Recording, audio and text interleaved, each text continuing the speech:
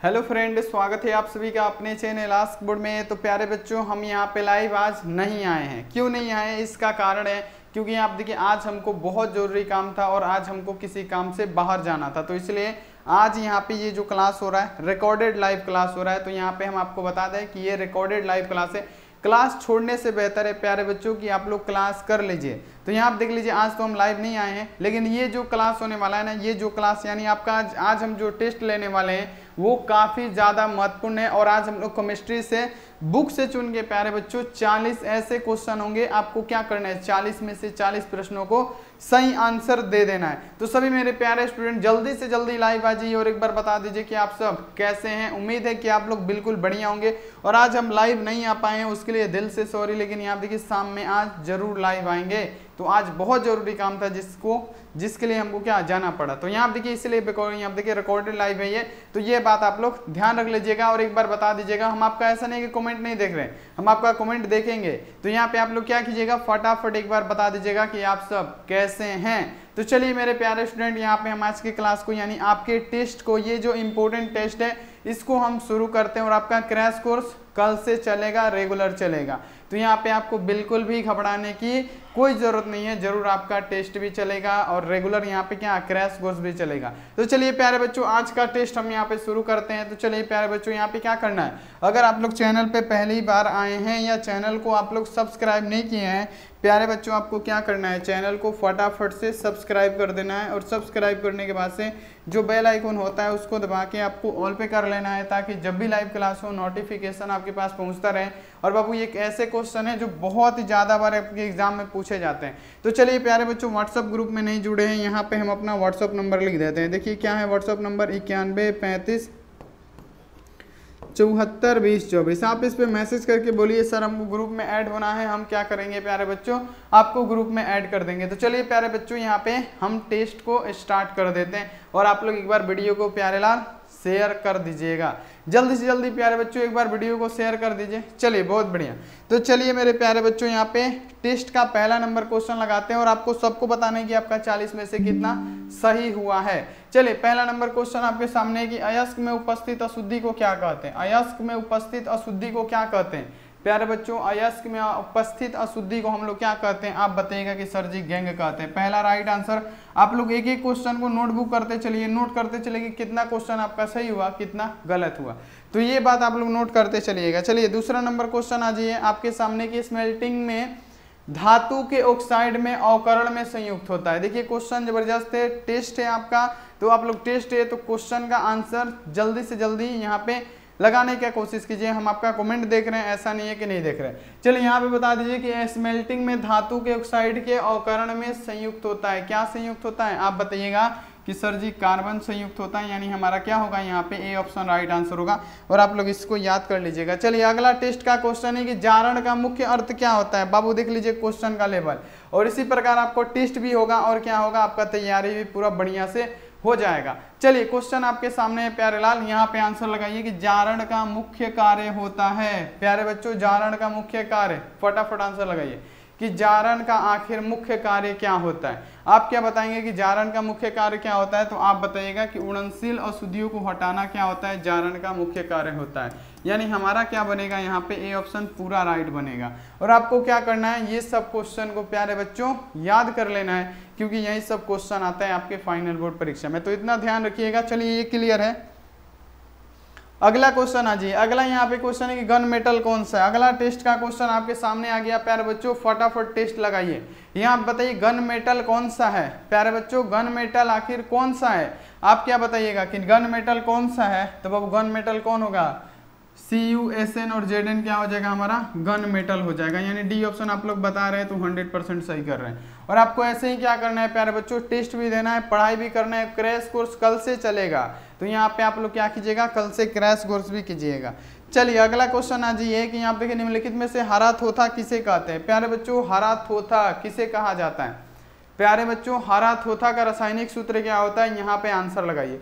बहुत ही जबरदस्त क्वेश्चन है, ऐसे ऐसे क्वेश्चन आपके एग्जामों में प्यारे लाल पूछा जाता है। यहाँ पूछा गया हरा थोथा का रासायनिक सूत्र, आप क्या बताइएगा हरा थोथा कौन सा होता है प्यारे बच्चों, FeSO4 × 7H2O को हम लोग क्या कहते हैं, हरा थोथा कहेंगे। अगर 5H2O होगा तो हम लोग क्या कहेंगे, नीला थोथा कहेंगे।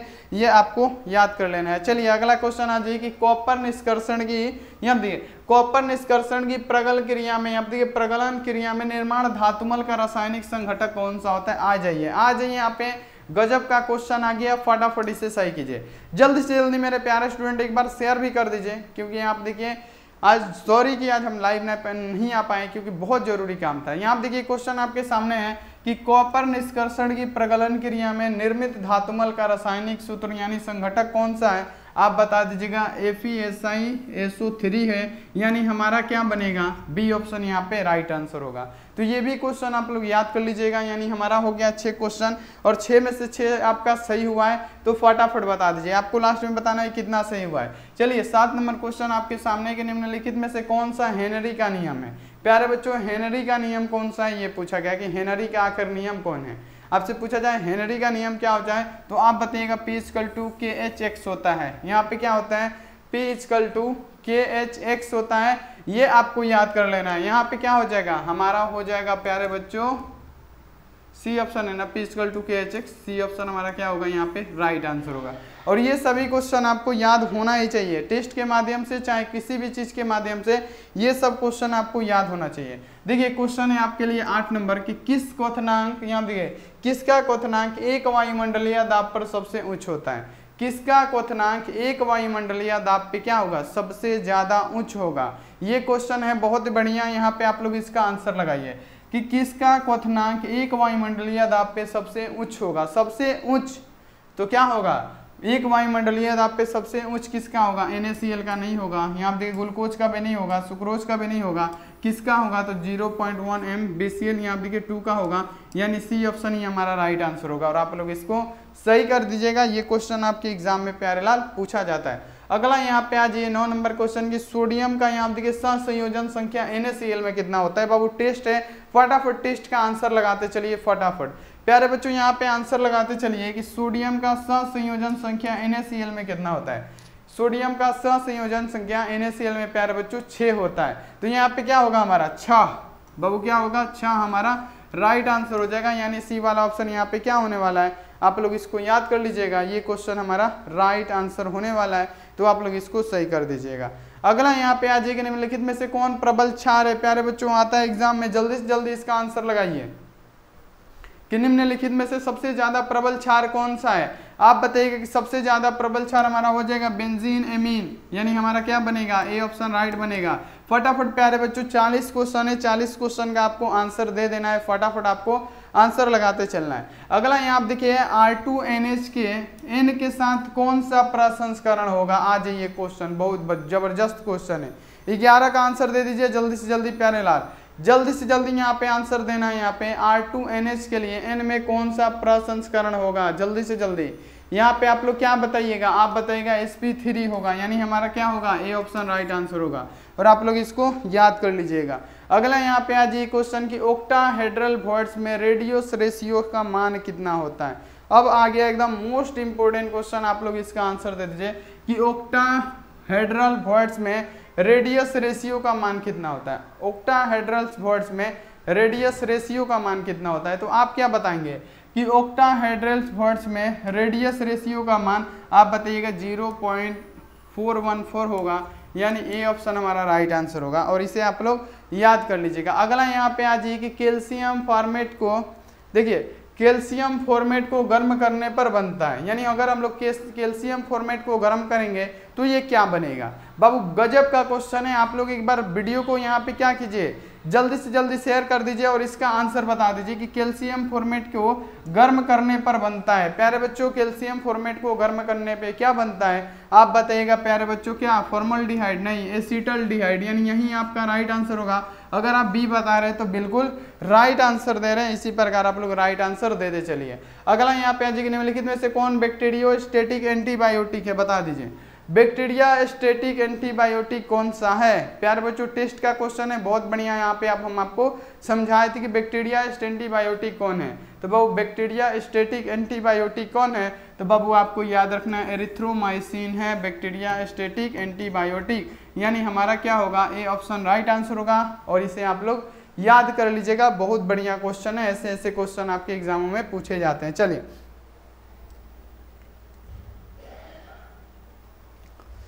चलिए प्यारे बच्चों अगले क्वेश्चन पे आते हैं। अगला क्वेश्चन देख लीजिए कौन सा है। अगला क्वेश्चन आपके सामने है, देखिए 15 नंबर क्वेश्चन है कि डायमंड क्रिस्टलन में प्रत्येक कार्बन परमाणु अन्य कार्बन परमाणुओं से जुड़ा रहता है और इसकी संयोजन संख्या कितनी होती है? देखिए कितना जबरदस्त है प्यारे बच्चों, टेस्ट है तो टेस्ट लगा दीजिए, सभी बच्चे यहाँ पे आंसर लगा दीजिए। क्वेश्चन है कि डायमंड क्रिस्टल में प्रत्येक कार्बन परमाणु अन्य कार्बन परमाणुओं से जुड़ा रहता है और इसकी संख्या कितनी होती है? तो आप बताइएगा कि इसकी संख्या कितनी होती है?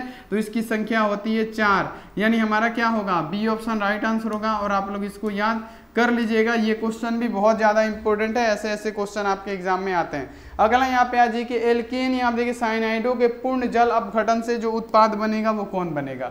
एल्कीन साइनाइड के पूर्ण जल अपघटन से जो उत्पाद बनता है वो कौन सा उत्पाद बनता है? आंसर लगाइए बाबू। एल्कीन साइनाइड के क्या बाबू? एल्कीन साइनाइड के पूर्ण जल विघटन से या जल अपघटन से जो उत्पाद बनेगा वो कौन बनेगा? तो आप बताइए। एमीन बनेगा प्यारे बच्चों, यहाँ पे क्या बनेगा? एमीन बनेगा। एमीन हमारा क्या होगा? यहाँ पे बिल्कुल राइट आंसर होगा और आप लोग इसको याद कर लीजिएगा। अगला यहाँ पे आ जाइए क्वेश्चन की हीरे का क्रिस्टलन उदाहरण है। अब बता दीजिए हीरे का क्रिस्टलन कौन सा होगा? प्यारे बच्चों टेस्ट लगाइए फटाफट प्यारे बच्चों यहाँ पे आंसर लगाइए। क्वेश्चन यहाँ पे आपसे देखिए पूछा गया है क्या कि आप देखिए हीरे का क्रिस्टल उदाहरण होता है। हीरे का क्रिस्टल क्या होता है? हीरा और ग्रेफाइट सहसंयोजी ठोस होगा, यानी यहाँ पे हमारा क्या बनेगा बाबू? यहाँ पे बनेगा सहसंयोजी जालक का, यानी क्या बनेगा? सहसंयोजी जालक का बनेगा। देखिए क्वेश्चन है कि हीरे का क्रिस्टलन उदाहरण है, तो ये किसका उदाहरण है? तो सहसंयोजी जालक का है, यानी हमारा क्या बनेगा? सी ऑप्शन यहाँ पे राइट बनेगा। और आप लोग इसको सही कर दीजिएगा, बहुत बढ़िया। अगला यहाँ पे आ जाएगा निम्नलिखित में से कौन सबसे प्रबल क्षार है? प्यारे बच्चों क्षार पूछा है, सबसे ज्यादा प्रबल क्षार, जितना जल्दी हो सके ना इसका आंसर लगाइएगा। निम्नलिखित में से सबसे ज्यादा प्रबल क्षार कौन है? बहुत सबसे ज्यादा प्रबल क्षार पूछा है, आप बताइएगा। सबसे ज्यादा प्रबल क्षार होता है बेंजीन एमीन, यानी ए ऑप्शन हमारा क्या होगा? राइट आंसर होगा। आप लोग इसको याद कर लीजिएगा। अगला यहाँ पे आ जाइए कि बेथेनोयल का साबुन में यहाँ देखिए उपयोग किया जाता है और इसका कार्य क्या होता है? बेथेनोयल का साबुन में प्रयोग किया जाता है और इसका कार्य आपसे पूछा गया है। तो प्यारे लाल एकदम इस क्वेश्चन को लाले लाल कर दीजिए, एकदम क्या करना है? इसका लोला कूच देना है, यानी इसको आंसर सही सही दे देना है। यहाँ देखिए क्वेश्चन आपके सामने है कि बेथेनोयल का साबुन में उपयोग किया जाता है और इसका कार्य क्या होता है? आप बताइएगा कि ये एंटीसेप्टिक का कार्य करता है बेथेनोयल, यानी हमारा क्या हो जाएगा? साबुन में बेथेनोयल एंटीसेप्टिक का कार्य करता है, हमारा क्या होगा? हमारा बी वाला ऑप्शन राइट आंसर होगा। आप लोग इसको याद कर लीजिएगा। चलिए अगला क्वेश्चन आ जाइए। अगला क्वेश्चन है कि निम्न हार्मोन में आयोडीन है। प्यारे बच्चों निम्न हार्मोन में आयोडीन है, यानी कौन सा ऐसा हार्मोन है जिसमें आयोडीन्स पाया जाता है? कौन सा ऐसा हार्मोन है जिसमें आयोडीन्स पाए जाएंगे? प्यारे बच्चों आप क्या जवाब दीजिएगा? किसमें आयोडीन होगा? आप बता दीजिएगा बाबू आयोडीन किस में? तो आप बता दीजिएगा कि आयोडीन किस में? तो थायरोक्सिन में प्यारे बच्चों क्या पाया जाता है? आयोडीन पाया जाता है, यानी थायरोक्सिन में क्या पाया जाएगा? आयोडीन, यानी हमारा क्या होगा प्यारे बच्चों? 20 का डी वाला ऑप्शन राइट आंसर होगा। आप लोग इसको याद कर लीजिएगा। अगला आ जाइए कि जालक में ए बी जो पेयर रहता है व्यवस्था किसको दर्शाता है? जो जालक में बाबू क्या बनता है? जो पेयर बनता है ए के बाद बी, फिर ए के बाद क्या बनेगा? बी, फिर यहाँ पे क्या बनेगा? बी, यानी ये जो पेयर है वो लंबा बनता चला जाता है। पहला तो ये क्रिस्टलीय ठोस में होता है। अब यहाँ पे पूछा गया है कि जालक में ए बी व्यवस्था किसको दर्शाती है? तो आप बोलिएगा कि HCP जालक को दर्शाती है। हमारा क्या होगा? हमारा डी ऑप्शन राइट आंसर होगा। तो आप लोग ऐसे ऐसे टेस्ट दीजिएगा ना तो आपका तैयारी भी बहुत बढ़िया से हो जाएगा। तो यहाँ देखिए तैयारी भी कीजिए और क्रैश कोर्स का बाबू टेंशन मत लीजिए। आज बहुत जरूरी काम था इसलिए नहीं हो पाया, लेकिन कल से आपका क्रैश कोर्स पूरा स्टार्ट होगा, बिल्कुल रुकेगा नहीं। अगला यहाँ पे आ जाइए कि अपमिश्रण में किस प्रकार का दोष उत्पन्न होता है? अपमिश्रण में किस प्रकार का दोष उत्पन्न होता है बता दीजिए। यहाँ पे क्वेश्चन है कि अपमिश्रण में किस प्रकार का दोष उत्पन्न होता है? आप क्या जवाब देंगे कि अपमिश्रण में कौन सा दोष? इलेक्ट्रॉनीय दोष यहाँ पे, यानी इलेक्ट्रॉनीय ठोस दोष जो होता है वो उत्पन्न होता है।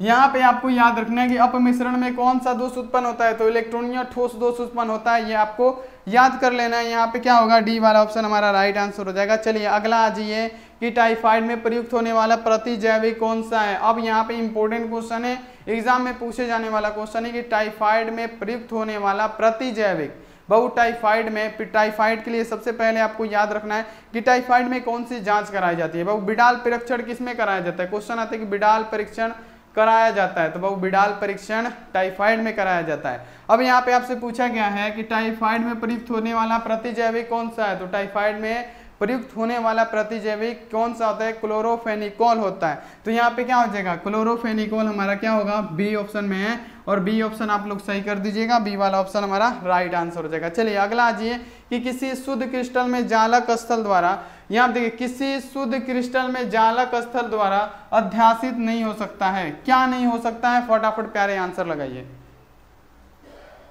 क्या नहीं हो सकता है, किसी शुद्ध क्रिस्टल में जालक स्थल द्वारा अध्यासित नहीं हो सकता है। प्यारे बच्चों आपको बताना है इलेक्ट्रॉन, बाबू क्या अध्यासित नहीं हो सकता है, यहाँ पे याद रखना है इलेक्ट्रॉन, कौन बाबू, इलेक्ट्रॉन, यानी सी वाला ऑप्शन राइट। यहाँ देखिए किसी शुद्ध क्रिस्टल में जालक स्थान, यहाँ देखिए द्वारा अध्यासित नहीं हो सकता है। प्यारे बच्चों आपको बताना है इलेक्ट्रॉन, और यहाँ पे क्या होगा आपका टेस्ट का 24 का सी आंसर राइट आंसर होगा। अब यहाँ देखिए विद्युत अपघट्य का उदाहरण कौन सा है, अगला टेस्ट का क्वेश्चन है कि वैद्युत अपघट्य का आखिर उदाहरण कौन सा है। तो वैद्युत अपघट्य का उदाहरण तो आप बताइएगा सोडियम एसीटेट, वैद्युत अपघट्य का उदाहरण कौन, तो सोडियम एसीटेट, बी वाला ऑप्शन यहाँ पे क्या होगा हमारा राइट आंसर होगा। और आप लोगों को इसको क्या करना है प्यारे लाल, याद कर लेना है कि सोडियम एसीटेट का क्या होगा, यहाँ पे आपको याद रखना है कि विद्युत अपघट्य का उदाहरण सोडियम एसीटेट। अब यहाँ आप देखिए क्वेश्चन है 26 नंबर के, निम्नलिखित में से किस संक्रमण तत्व की परमाणु त्रिज्या सबसे कम होती है, आंसर लगाइए, किस संक्रमण तत्व की परमाणु त्रिज्या सबसे कम होती है, बहुत बार बताएं, यहाँ पे आपको बताना है इसका आंसर। चलिए निम्नलिखित में से कौन सा ऐसा संक्रमण तत्व होगा जिसके परमाणु त्रिज्या सबसे ज्यादा कम होती है, आप बता दीजिएगा जिंक। यहाँ पे क्या होता है, जिंक का परमाणु त्रिज्या सबसे कम होता है, तो यहाँ पे आपको याद कर लेना है क्या होगा हमारा डी ऑप्शन राइट आंसर होगा। अगला आज ये क्वेश्चन कि गोताखोर द्वारा श्वसन के लिए, बाबू गोताखोर द्वारा श्वसन के लिए उपयोग किए जाने वाले टैंकों में कौन दो गैसों का मिश्रण होता है, बाबू कौन दो गैस भरे जाते हैं, आंसर लगाइए फटाफट, क्योंकि ये आपका टेस्ट है और आपको क्या करना है, ईमानदारी पूर्वक टेस्ट देके आपको स्कोर बता देना है। तो यहाँ पे हमारा क्या होगा कि गोताखोर द्वारा श्वसन के लिए उपयोग किए, हम यहाँ देखिए उपयोग किए जाने वाले टैंकों में किन दो गैसों का, तो बाबू यहाँ देखिए क्या ऑक्सीजन के साथ क्या ले जाते हैं, O2 के प्लस यानी हीलियम, यानी कहने का मतलब ऑक्सीजन के साथ ये हीलियम को ले जाते हैं, ये आपको याद कर लेना है। चलिए अगला क्वेश्चन आ जाइए 28 नंबर कि विद्युत अपघट्य के विलयन में मोलर चालकता में तनुकरण द्वारा वृद्धि का कारण क्या होता है। गजब का क्वेश्चन है, ये सब क्वेश्चन आपके एग्जाम में आता है। देखिए क्वेश्चन आपके सामने कि वैद्युत अपघट्य के विलयन में मोलर चालकता में तनुकरण द्वारा वृद्धि का कारण, बहुत तनुकरण द्वारा वृद्धि का कारण क्या होना है, आयनिक आकर्षण में वृद्धि, आणविक आकर्षण में भी वृद्धि, सही है। वैद्युत अपघटन के यहाँ देखिए संगुणन की मात्रा में वृद्धि, ये भी सही है, यानी हमारा टोटल सही होने वाला है। इनमें से सभी वाला क्या कीजिएगा आप लोग टिक कीजिएगा अगर ये आपके एग्जाम में आता है तो यहाँ पे ऐसे ऐसे क्वेश्चन आपको याद कर लेना है। अगला यहाँ पे आ जाइए कि टिंडल प्रभाव प्रदर्शित होता है किसके द्वारा, टिंडल प्रभाव किसके द्वारा प्रदर्शित होता है, ये क्वेश्चन आता है कि टिंडल प्रभाव प्रदर्शित होता है, तो आप बताइएगा टिंडल प्रभाव बाबू कोलाइड द्वारा, वास्तविक घोल नहीं, कोलाइड के द्वारा ये प्रदर्शित होता है, सी ऑप्शन मानिए यहाँ पे 100% सही, यहाँ पे क्या होगा 29 नंबर का राइट आंसर हो जाएगा। चलिए आ जाइए अगला क्वेश्चन आपके सामने है प्यारे लाल। अगला क्वेश्चन है कि वह क्रिया जिसमें कोलाइड का कण अवक्षेपित होता है क्या कहलाता है। गजब का क्वेश्चन है कि वह प्रक्रिया जिसमें कोलाइड का कण अवक्षेपित हो जाए, वह प्रक्रिया जिसमें कोलाइड का कण अवक्षेपित हो जाए क्या कहलाएगा, जल्दी से जल्दी आंसर लगा दीजिए, वो क्या कहलाएगा। तो यहाँ पे आपको याद रखने के वह प्रक्रिया जिसमें कोलाइड का कण अवक्षेपित हो जाए उसे हम लोग स्कंदन कहते हैं, यानी सी वाला ऑप्शन यहाँ पे राइट आंसर होगा। और आप लोग प्यारे लाल इसको याद कर लीजिएगा। अगला यहाँ पे आ जाइए, घनाकार संरचना में पिंड केंद्रित परमाणुओं की समन्वय संख्या कितनी होती है। घनाकार संरचना में पिंड केंद्रित परमाणुओं की समन्वय संख्या, प्यारे बच्चों आप क्या बताइएगा कि घनाकार संरचना में पिंड केंद्रित परमाणुओं की समन्वय संख्या पूछ रहा है, आप बताइए घनाकार है ना, तो घनाकार में बाबू कितना हो जाएगा 8 हो जाएगा। घनाकार संरचना में पिंड केंद्रित परमाणुओं की संख्या कितना प्यारे, तो यहाँ पे आप बताइएगा कि 8 होता है सर जी, हमारा सी ऑप्शन क्या होगा, राइट आंसर होगा। अगला आ जाइए कि निम्नलिखित में से कौन सा संघनन बहुलक नहीं है। प्यारे बच्चों संघनन बहुलक कौन कौन सा है, कौन कौन सा नहीं है, ये तो क्वेश्चन पक्का होने वाला है। तो ये आप देखिए क्वेश्चन है कि निम्नलिखित में से कौन संघनक बहुलक नहीं है, तो बाबू गिप्टिल हमारा संघनक बहुलक, पीटीडब्ल्यू क्या है संघनन बहुलक, नायलॉन 66 संघनन बहुलक, लेकिन डेकोन क्या है बाबू हमारा संघनन बहुलक नहीं है, यानी डी ऑप्शन यहाँ पे क्या करेंगे, सही करेंगे और ये आपको याद कर लेना है। चलिए अगला क्वेश्चन आ जाइए। अगला क्वेश्चन आपके सामने कि संघनन बहुलीकरण द्वारा बनाए गए बहुलक कौन से हैं। बाबू संघनन बहुलीकरण द्वारा बनाए गए बहुलक पूछा है, आप लोग इसका आंसर लगाइएगा। तो देखिए संघनन बहुलकरण द्वारा बनाए गए बहुलक कौन कौन से होते हैं। पहला तो होता है यहाँ देखिए नोबेलॉक, बेकालाइट, नायलॉन 66, ये क्या है संघनन बहुलीकरण द्वारा ये बनाए गए बहुलक है। तो यहाँ पे हमारा क्या आंसर होने वाला है, आप बताइएगा कि इनमें से सभी सर जी सही जवाब हो जाएगा, यानी डी ऑप्शन हमारा क्या होगा 100% राइट आंसर होगा। आप लोग इसको याद कर लीजिएगा। अगला आ जाइए कि सर्वाधिक विसरण क्षमता पाई जाती है। बहु सर्वाधिक विसरने की जो क्षमता होती है कौन सी गैस में होती है, सर्वाधिक विसरण क्षमता पाई जाती है। बहु सर्वाधिक विसरण क्षमता किसमें पाई जाती है, आप क्या जवाब दे रहे हैं, हेलियम। बहुत बढ़िया, वेरी गुड मेरे प्यारे। इसी प्रकार आपको तैयारी रखना है, बिल्कुल जबरदस्त तैयारी है और एकदम 100% सही तैयारी है। इसी राह में आपको निकल चलना है और इसी राह में बाबू क्या करना है, आपको बहुत ही अच्छा नंबर भी लाना है और यहाँ पे अपने माँ बाप का नाम रोशन करना है, साथ में थोड़ा सा हमारा भी कर दीजिएगा तो बढ़िया रहेगा। अगला यहाँ पे आज नीला थोथा का रासायनिक सूत्र क्या होता है प्यारेलाल, यहाँ पे इसका आंसर बनाइए कि नीला थोथा का रासायनिक नाम क्या होता है। नीला थोथा का रासायनिक सूत्र पूछे, उसका सूत्र क्या होता है। बाबू हम पढ़ाते वक्त बताएं कि नीला थोथा का रासायनिक सूत्र क्या होता है, तो CuSO4 क्या होता है into 5H2O, ये हो जाएगा नीला। अगर यहाँ पे 7 लगा दीजिएगा 7H2O, ये हो जाएगा हरा। तो यहाँ पे याद रखना है, नीला अगर पूछे तो 5 और हरा पूछे तो कितना 7, बस इतना ही का फर्क है। और ये दोनों में से कहीं एक पूछ दिया तो आपका तो बल्ले बल्ले है। चलिए अगला क्वेश्चन आपके सामने कि NaOH इनमें से किसे कहते हैं। प्यारे बच्चों NaOH इनमें से किसे कहा जाता है, NaOH किसे कहा जाता है, तो आप क्या जवाब दीजिएगा प्यारे बच्चे, किसको कहा जाएगा, कास्टिक सोडा को, कास्टिक सोडा को। बहुत बढ़िया बहुत बढ़िया, किसे कहा जाएगा, तो NaOH इनमें से किसे कहा जाएगा प्यारे बच्चों, कास्टिक सोडा को कहा जाएगा। ये ऑप्शन हमारा राइट आंसर होगा। चलिए आज ये क्वेश्चन कि दो द्रव का एक मिश्रण जो यहाँ देखिए स्थिर संघनक पे उबलता है उसे हम लोग क्या कहते हैं। बहु दो द्रव का मिश्रण जो एक स्थिर ताप पे क्या हो उबले, यानी यहाँ पे क्या हो, तो उसे हम लोग क्या कहेंगे, तो आप लोग याद कर लेगा एजोट्रोपस कहेंगे, एजोट्रोपस कहेंगे। बी ऑप्शन हमारा राइट आंसर हो जाएगा, आप लोग इसको याद कर लीजिएगा। चलिए प्यारे अगला क्वेश्चन यहाँ पे 38 नंबर की एक प्राकृतिक बहुलक में संरचनात्मक इकाई यहाँ पे मिलती है। बाबू एक प्राकृतिक बहुलक, बाबू प्राकृतिक बहुलक किसका यहाँ पे पॉलीमर होता है, आप बता दीजिएगा आइसोप्रीन का। जब इतना याद है तो क्या हो जाएगा, पॉलीएथीन नहीं होगा, पॉलीएस्टीरीन नहीं होगा, पोली आप देखिए प्रोपीन नहीं होगा, क्या होगा प्राकृतिक बहुलक किसका, तो ये आइसोप्रीन का, यानी हमारा क्या होगा पॉली आइसोप्रीन हो जाएगा। तो ये भी आपको याद कर लेना है, ये भी क्वेश्चन आपके लिए बहुत इंपॉर्टेंट है। अगला यहाँ पे आज 39 नंबर की HCF2 का यहाँ देखिए अणु की आकृति कैसी होती है। तो यहाँ पे बहुत सारे बच्चे गलती भी करेंगे, लेकिन यहाँ पे हम आपको समझाए हैं तो आपको गलती बिल्कुल प्यारे नहीं करना है। क्वेश्चन है कि HCF2 का अणु की आकृति कैसी होती है, आप क्या बताइएगा। HCF2 की अणु की जो आकृतियां होती है आप बता दीजिएगा क्या प्यारे बच्चों, रेखीय होती है, क्योंकि HCF2 है तो यहाँ पे क्या होगा रेखीय हो जाएगा। H2F यहाँ देखिए HCF4 होता है तब क्या होगा बाबू वर्ग समतलीय होगा। चलिए टेस्ट का एकदम अंतिम क्वेश्चन है, आप लोग इसका आंसर बता दीजिए कि पॉलीमर बनाने की सबसे छोटी इकाई क्या होती है। गजब का क्वेश्चन, इंपॉर्टेंट क्वेश्चन, और ये आपके लिए HW क्वेश्चन। प्यारे बच्चों सबको बताना है कि आपका कितना सही हुआ है, कोई ऐसा बच्चा नहीं होगा जो नहीं बताएगा। यहाँ पे सबको कमेंट बॉक्स में आंसर देना है कि आपका 40 में से कितना सही हुआ है। तो प्यारे बच्चों अब लाइव आएंगे हम यहाँ पे कब, शाम में 7 बजे। तो आपको शाम में 7 बजे जरूर लाइव आना है और यहाँ पे मिलेंगे शाम के 7 बजे वाला क्लास में, बहुत ही दमदार क्लास में, तो आप लोग जरूर रहिएगा। तो चलिए मिलते हैं ऐसी अगली क्लास में। आप लोग अपना ध्यान रखिए और मन लगा के पढ़ाई कीजिए और यहाँ पे कमेंट करके हमको बता दीजिएगा कि आपका कितना सही हुआ। तो थैंक यू फॉर वॉचिंग। चलिए मिलेंगे ऐसी अगली क्लास में, आप लोग अपना ध्यान रखिए, मन लगा के पढ़ाई कीजिए। Take care and bye.